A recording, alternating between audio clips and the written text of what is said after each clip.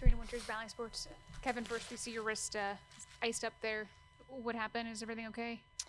Yeah, everything's good. Thank you. Just happened last game, a little swelling in my wrist, but was able to play and totally fine. So, regarding just the defense in this game, why do you think the focus wasn't there? I don't know. It was a game that, that obviously meant a lot, had a lot of implications, and we just got out competed. I think that they were just out there playing free. We didn't put an emphasis on our physicality, and honestly, I don't know why. I don't have the answers. This is a game that we needed, and we still have work to do. Thankfully, we have 2 games left, but we need to make it definitely have a better effort than we showed tonight. You have a couple of days in between games, obviously 2 games left in the regular season. What do you think you guys can accomplish over this time to just regroup for these last 2? Yeah, I think, thankfully we have 2 days in between games. We can get our legs underneath us, hopefully get guys a little bit more rest, and then just regroup. We're going to have to watch a lot of film, walk through a lot of, stuff because, I think between the next 2 teams that we play, those are going to be, granted, if they play all their players, that's going to be something that's going to be tough for us. And, a good matchup, a good test for us. So we're going to have to lock in and make something happen. But, tonight was a very, very tough one.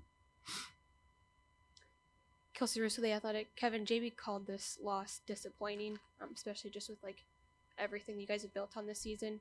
Where do you rank this loss and just kind of evaluate this loss as a whole?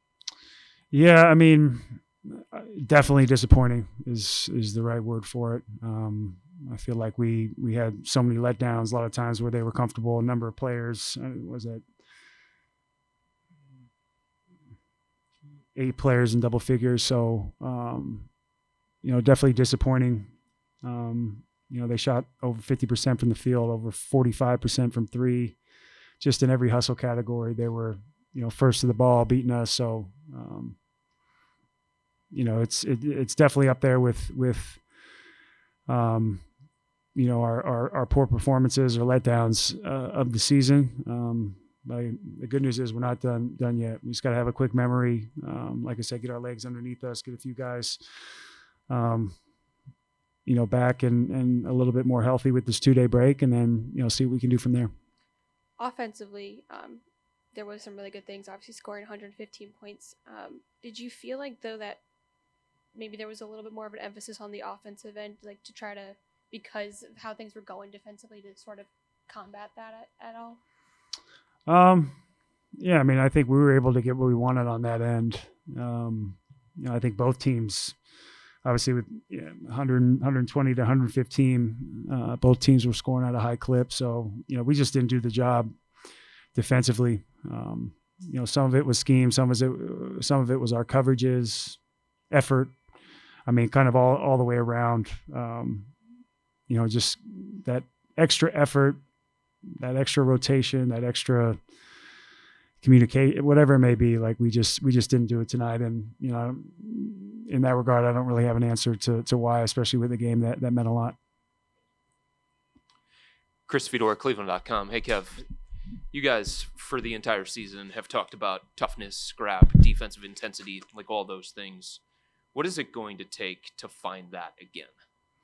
With a lot of that stuff, it's just a mindset, right? You see one guy do it, the next guy's going to follow. But, again, I think we need to understand that we play better. We have that emphasis when we play like our back is against the wall. And tonight we didn't do that. We let, their record and who they have out kind of dictate, how we were going to play. I thought we started the game really well, but we've had moments like that where we've been up double digits and we've let teams back in. And again, I don't have an answer for why that is, but it has to start on the defensive end. It has to start with physicality. It has to start with, we always talk about, like you said, the scrap.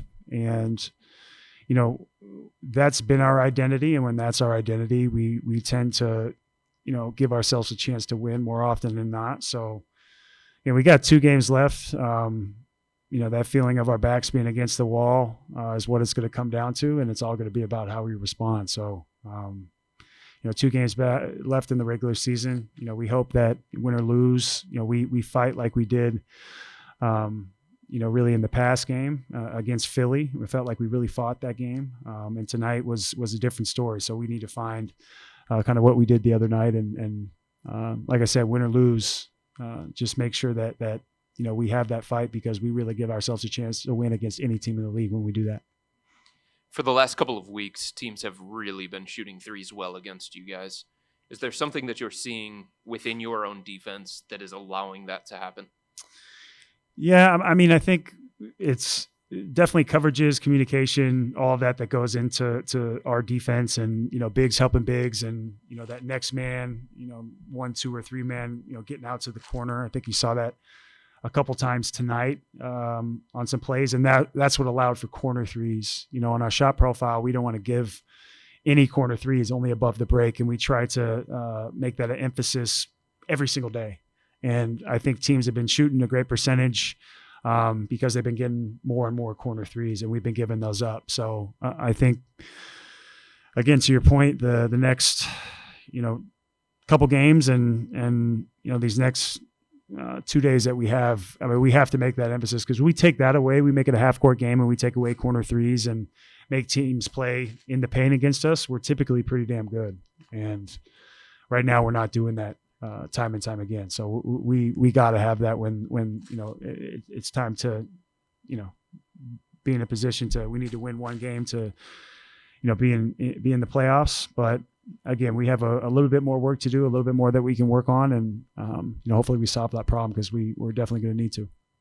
What happened to your hand or wrist or forearm? I think last game on a charge, I must have fallen on it.